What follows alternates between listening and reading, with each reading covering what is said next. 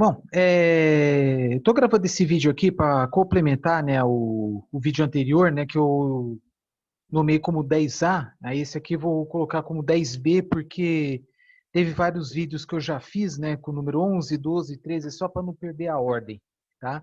O que eu quero falar nesse vídeo aqui? Eu não vou apresentar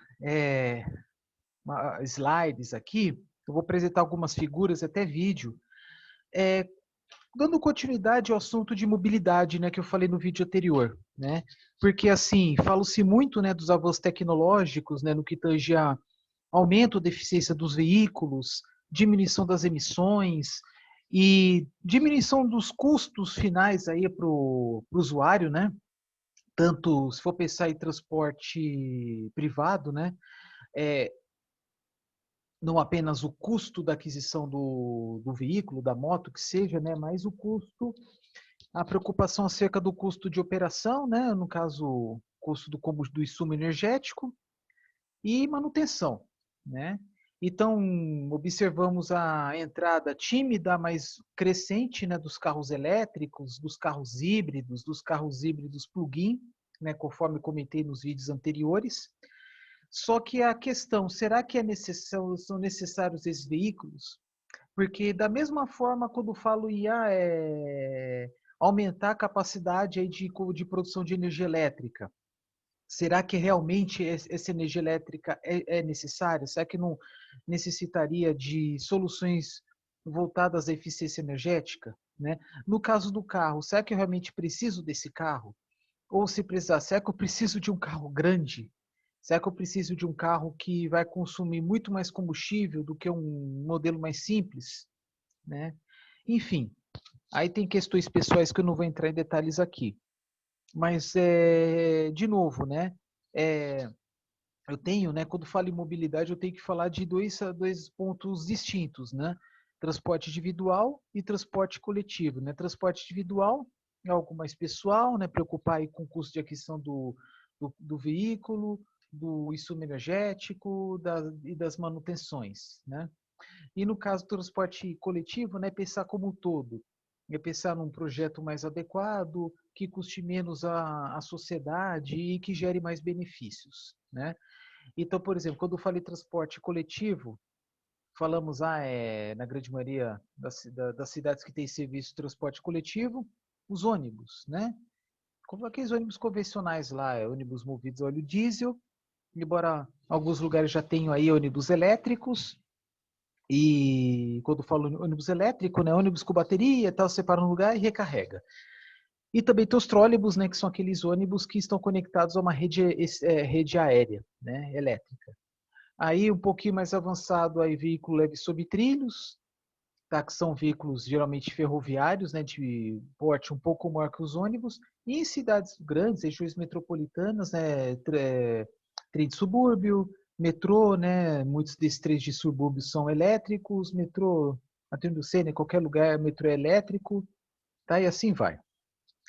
E aí, né, existe, e sempre aparecem algumas iniciativas visando a minimização das emissões, menores impactos à sociedade, tá? No que tange ao transporte, em especial transporte coletivo, né?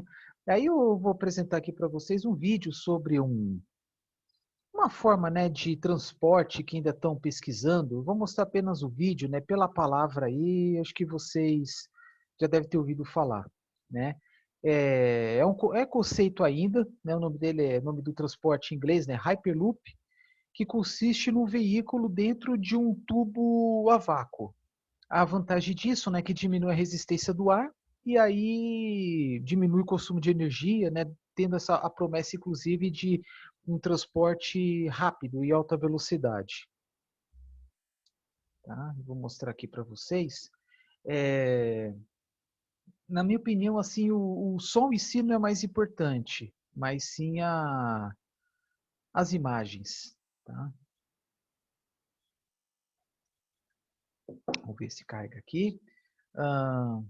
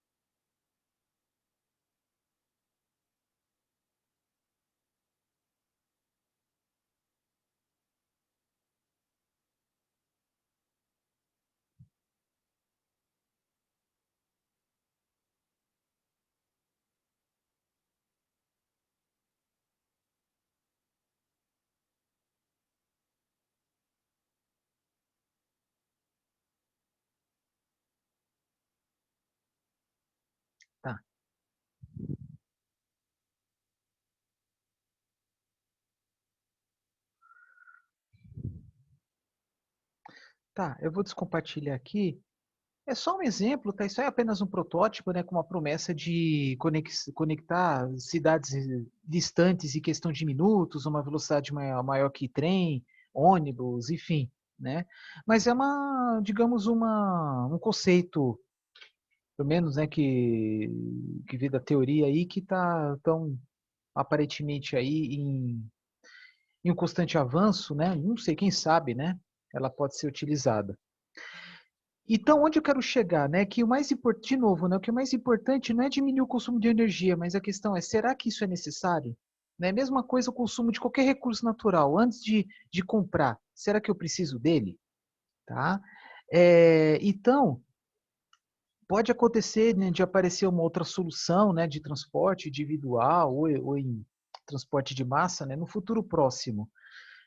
Falando ainda de transporte individual, ah, eu vou mostrar aqui apenas um conceito, né? Eu vou mostrar apenas uma figura sobre o que pode aparecer no futuro próximo. Claro, né, que as soluções para uma população, né, um país, são diferentes das outras.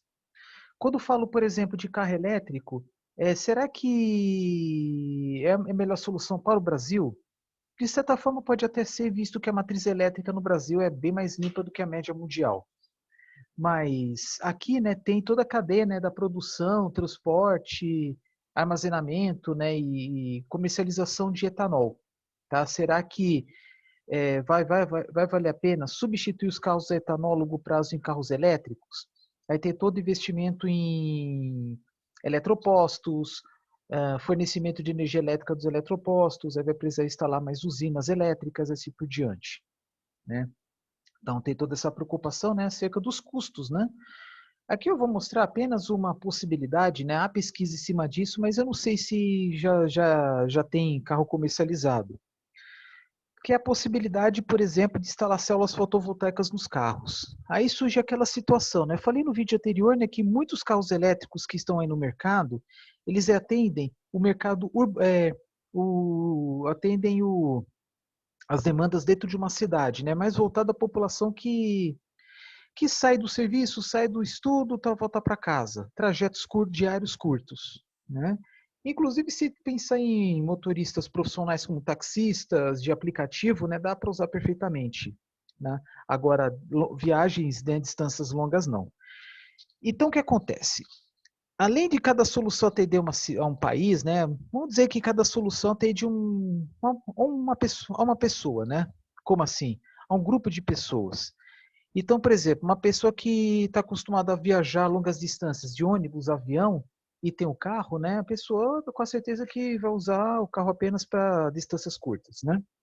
O que acontece atualmente quando o cara tem o carro elétrico e vai colocar para abastecer, ou se for um híbrido plug-in, o cara vai utilizar a corrente alternada.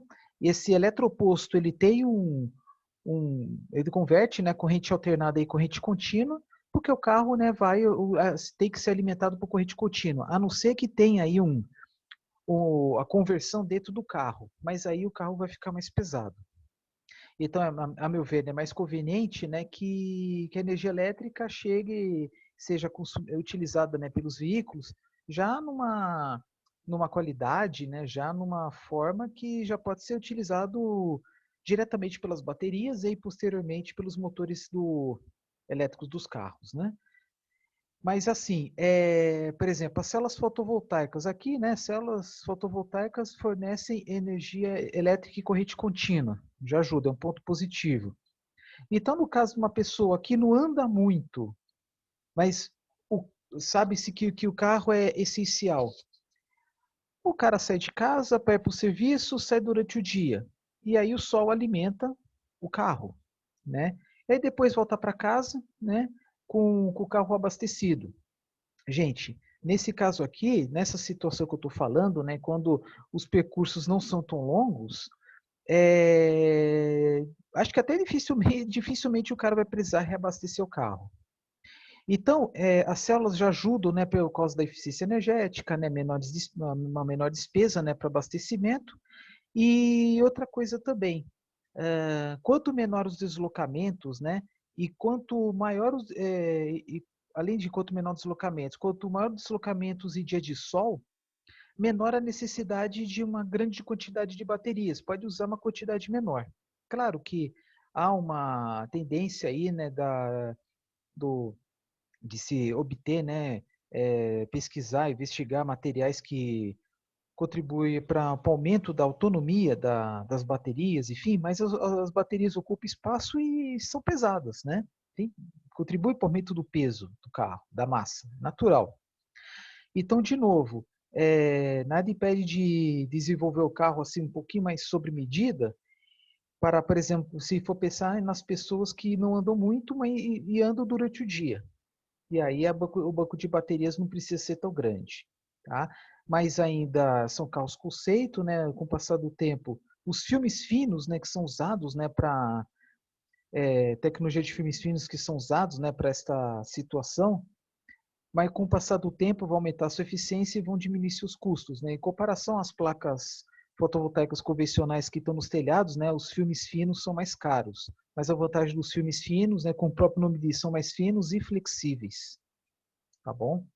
Então, só para mostrar, né, que existem vários insumos energéticos, né, conforme vocês viram nos vídeos anteriores, mas também há vários conceitos, né, várias formas de usar esses insumos energéticos, né? No caso aqui, eletricidade. Então, um carro como esse pode ter células fotovoltaicas, pode ter um sistema de regeneração, né, de geração de energia elétrica por meio da frenagem, tornando o carro mais autônomo possível. Tá? Isso é possível. Tá? Vamos partir aqui para outras considerações ainda sobre mobilidade. Fala-se muito. Peraí, só um pouquinho aqui. Acho que tem mais uma informação aqui. Eu vou mostrar só apenas algumas fotos, tá? Porque eu mostrei, por exemplo, um carro pensando aí digamos, na estética, né? Mas nada impede também de colocar placas, digamos, convencionais aí que não sejam filmes finos, né? Células poli ou monocristalinas, mas que não foram feitas para mobilidade, né? São placas mais pesadas, né? Embora sejam muito mais eficientes. Aí a grande questão, será que vale a pena? Uma coisa antepondo a outra, né? Vou mostrar aqui, né? Dá uma travada aqui no computador, mas logo logo vai aparecer. No caso aqui, um carro com placas dessas que tem nas casas. Vai ficar feio pra caramba, mas a eficiência maior, apesar do maior peso. Será que vale a pena? Não sei. Coisa a se pensar. Que mais? Vou mostrar aqui mais uma sobre... Aí, existem vários carros conceito, carros para competição, né? Não pensando em carro para família, né? Isso aqui, por exemplo, é uma competição, né, de autonomia, usando apenas energia solar. Sempre quando há pesquisas acerca da eficiência energética, tem que pensar também na diminuição do peso do carro. Tá? Por exemplo, motor de combustão interna mais leves, né? Com o passar do tempo está aparecendo motores com bloco de liga especial de alumínio, né? Em comparação ao ferro fundido, que é mais pesado. Alguns carros mais caros já têm alguns componentes feitos de fibra de carbono e assim por diante. Tá? Então, não é apenas pensando numa eficiência energética ou maior consumo, visando menor consumo, mas também, né, diminuir o peso, tá, do carro. Agora, vamos mudar um pouco de assunto. Um assunto, né, ainda falando sobre mobilidade, um assunto que tem se comentar, sempre comenta, né, é a questão do aumento do preço dos combustíveis, né? Ainda mais agora começo de 2021 que tem registrado aí um grande número de reajustes, né? Aumento do preço. Então a grande questão, né? Por que a gasolina, o etanol e o diesel estão tão caros? Aí tem a questão também do câmbio, né?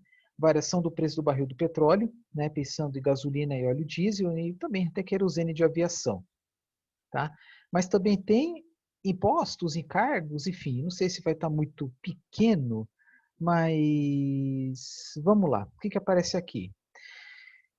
Por que a gasolina é tão cara? Claro que depende do estado, né? Por que depende do estado? Porque tem a questão dos impostos estaduais, custos logísticos. Então, por exemplo, gasolina tipo C. O que é gasolina tipo C? Gasolina que vende nos postos, que é 27,5% etanol anidro e o restante é gasolina A, tá? Que é aquela gasolina que sai da refinaria ou é importada.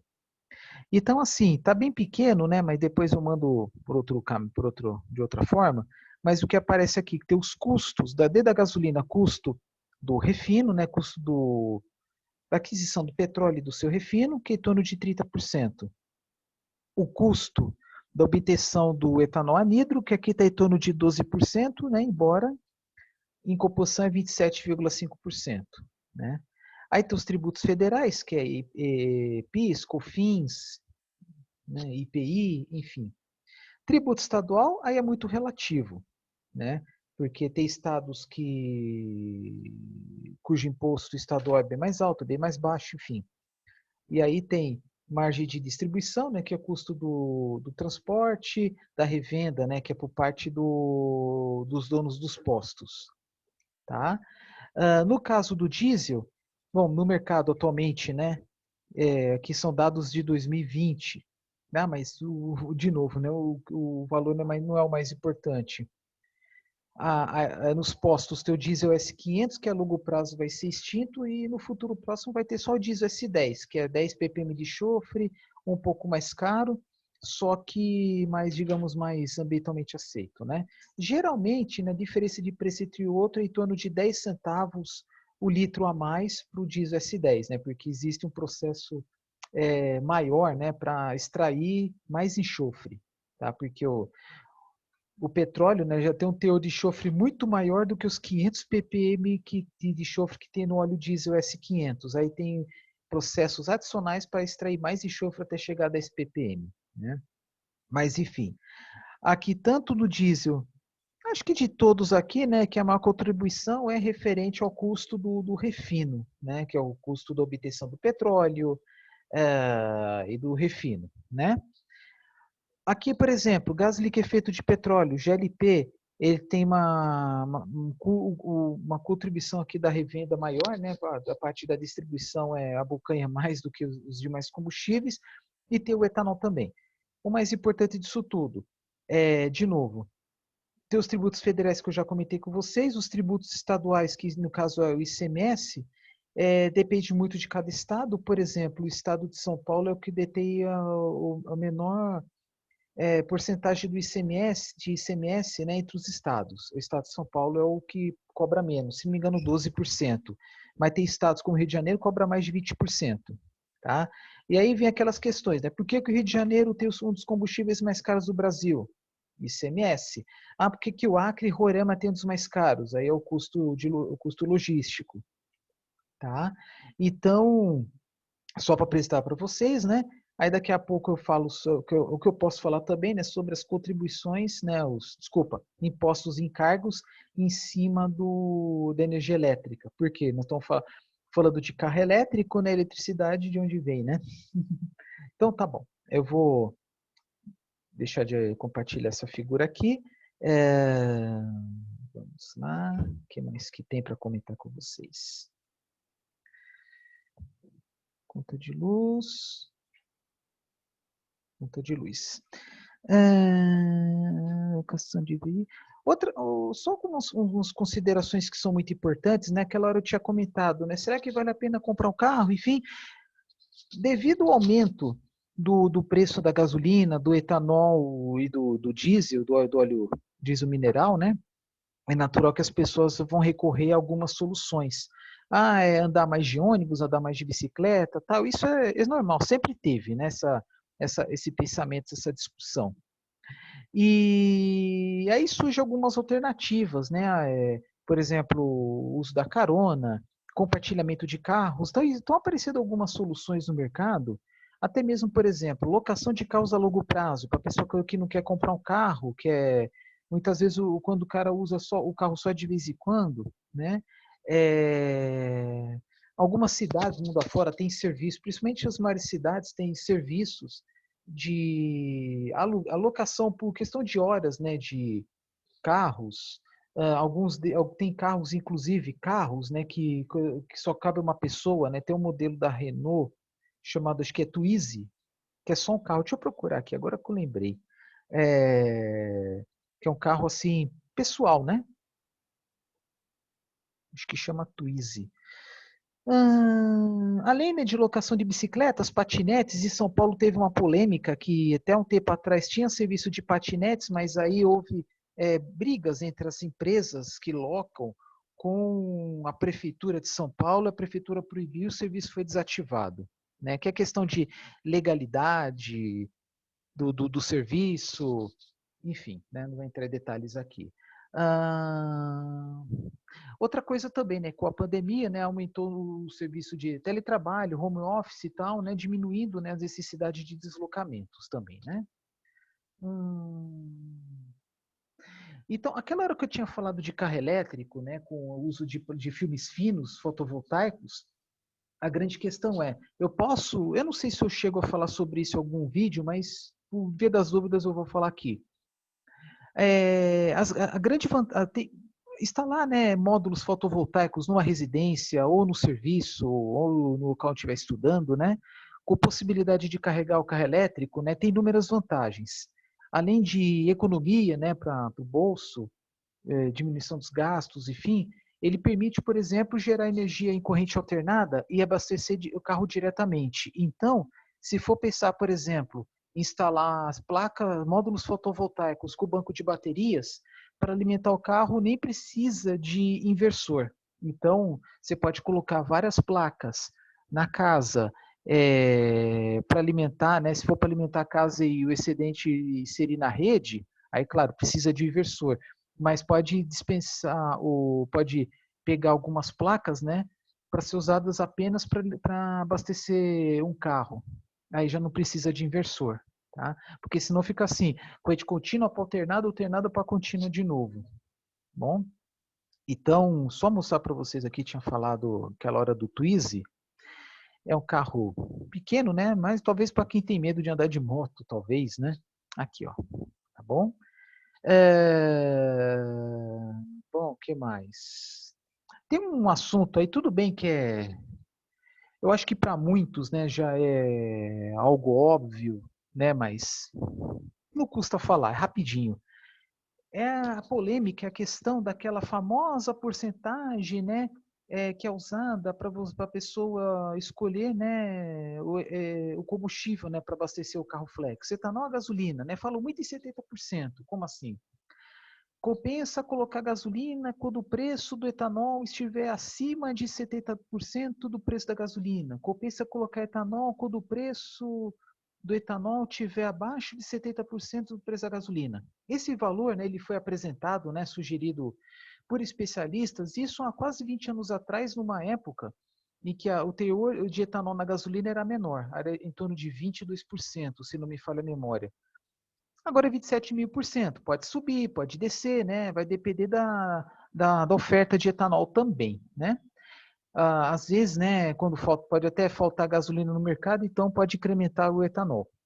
Porque o fato de ter muito mais carro flex disponível no mercado, né, para comercialização no Brasil, ele permite aí colocar qualquer teor de etanol na gasolina, a meu ver, né? Então a grande questão, será que 70% é um valor realmente factível? Primeiramente não, porque o primeiro que eu falei, né, o teor de etanol aumentou. E segundo, de 2002 para 2021, novos modelos de carro surgiram, eficiência energética aumentou. Antes era muito comum motor de 4 cilindros, agora de 3. Agora tem tecnologia de injeção direta de combustível. Está se tornando mais popular carro turbo, né, com turbina, né, para aumentar a eficiência, inclusive. Blocos de liga especial de alumínio, bloco de motor com liga especial de alumínio, comando variável de válvulas, tudo isso com o intuito de diminuir, de aumentar a eficiência energética. Mas, enfim, onde eu quero chegar? Projetos totalmente diferentes de motores. Então, os 70% na minha opinião, totalmente não faz sentido nenhum. Claro que tem algumas opiniões, comentários dos mais diversos. Tem gente que não quer colocar de jeito nenhum etanol, porque tem uma experiência talvez traumática. É que o etanol desregulou a injeção eletrônica, porque assim, né, o carro flex, né, ele tem os conjunto de mecanismos que permite alterar a injeção do combustível por meio de uma sonda chamada sonda lambda, que fica no escapamento do carro, e que se tiver um teor muito alto, ele sabe que é etanol. Se tiver um teor mais baixo de desculpa, se tiver um teor mais alto de oxigênio, é porque está queimando etanol. Se tiver um teor mais baixo de oxigênio, é porque está queimando gasolina. Aí vai alterar aí a abertura da válvula borboleta, a injeção do combustível, etc. Né? Embora existam algumas outras soluções que podem ser utilizadas, mas por enquanto é apenas em carros conceitos, como aquela variável que tem nos carros lá que é fixa, que é a taxa de compressão, que a taxa de compressão em um motor dedicado à gasolina é menor do que a taxa de compressão para motor dedicado ao etanol. E aí, por isso que os motores a carro flex, eles não conseguem obter o máximo de eficiência nenhum de outro. É como se fosse uma gambiarra, né? Mas acho que eu já falei nos vídeos anteriores, eu acho. Então, é possível até colocar como é que se fala, né, um mecanismo, sistema mecânico para variar a taxa de compressão, né, alterando o percurso do pistão. Né? Tem um carro de luxo da Infiniti, que é uma marca de luxo da Nissan, que tem esse sistema. Tá? Mas é com outro objetivo, não por ser carro flex, é para utilizar o carro ou modo econômico ou modo esportivo, nesse caso aqui. Então, assim, é possível, né, utilizar, né, usufruir de inúmeras soluções visando a diminuição do consumo de combustível. E o carro híbrido não é diferente, né? Utilizando a energia da frenagem do próprio carro, né? Então, qual é a proporção ideal? Assim, em média, atualmente, né? Isso aí é comentário meu, tá? Se procurar na internet, perguntar para algum especialista, talvez não fale algo, talvez fale um número assim não muito diferente. Mas eu sugiro que seja 75%. No meu carro já fiz os cálculos, é em torno de 75%. Como é que eu faço? Minha sugestão: enche o carro com combustível, vamos supor, enche o carro com gasolina. Enche pelo menos umas 4 vezes. Aí depois de quase esvaziar o tanque de gasolina pela quarta vez, né? Quase que beirando aí a pane seca, né? Brincadeira, né? Mas consumindo aí por longo período de tempo gasolina, troca de combustível, coloca etanol. Sei lá, enche o tanque 4 vezes também. E aí faz os cálculos. O quanto que eu gastei de gasolina e quanto que eu dei com ela? Quanto que gastei de etanol, quanto que eu dei com ela? Aí faz um cálculo. Quanto que eu gastei sobre quanto que eu andei.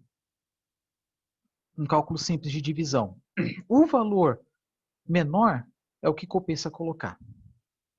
Se esse valor reais por quilômetro for menor por etanol, compensa colocar etanol. Por isso que eu falo, depende muito do modelo do carro. Tá? E aí tem um outro cálculo também. Eu vou compartilhar uma calculadora. Tá? Pode soar, para muitos pode soar óbvio, né? Nossa, estou falando de uma matéria de 7º semestre, né? Mas vai saber. Será que aparece aqui? Pensei que aparecesse. Só um momentinho.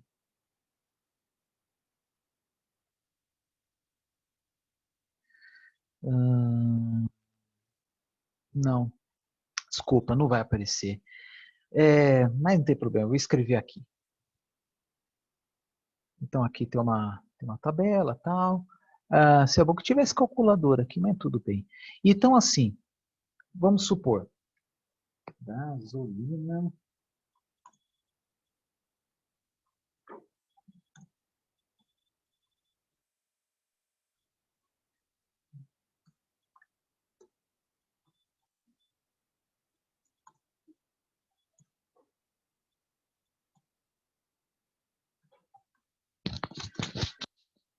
Aqui seus valores, né? Gasolina num posto, R$ 4 o litro, etanol 3. Aí se fizer os cálculos, né? 3 dividido por 4 vai dar 0,75, né? Que é um limite aí, né? Aí você pode escolher pelo um ou pelo outro, segundo a minha concepção. Claro, se for perguntar para um funcionário de um posto, eles vão falar, mas compensa colocar gasolina, porque está acima do 0,7. Mas como eu falei para vocês, com certeza já é um valor arcaico, um valor ultrapassado. tá? Vamos colocar aqui, vou subestimar o valor do etanol, colocar aqui etanol metade do preço da gasolina. Aí é 50%. Então, o etanol, o preço do etanol, 50% do preço da gasolina. Sem dúvida vai compensar colocar etanol. Se fosse, por exemplo, sei lá, vamos colocar 3,20. O preço do etanol é 80% do preço da gasolina. Aí, no caso, compensa colocar gasolina, né? Mas aí depende de muitos fatores, até mesmo a forma que o cara, como o cara anda com o carro, se o se o cara andar muito na estrada ou muito na cidade. Então, aquela hora que eu falei, né, fazer o teste enchendo o tanque 4 vezes quatro vezes com gasolina, 4 vezes com etanol, desde que tenha os mesmos percursos, tenha o mesmo comportamento, né?